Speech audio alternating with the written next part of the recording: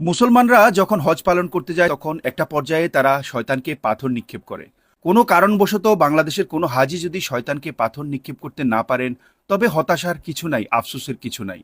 আপনি বাংলাদেশে এসে এই সুযোগ নিতে পারেন। একটি নির্দিষ্ট স্থানে প্রকাশ্য একজন শয়তান ফজলুকে বেঁধে রাখা হবে আর আপনার হাতে পাথর দেয়া হবে।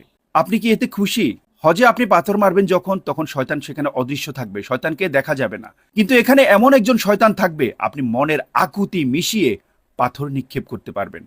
আপনি মনের সমস্ত জ্বালা মিটিয়ে এই শয়তানকে পাথর নিক্ষেপ করতে পারবেন।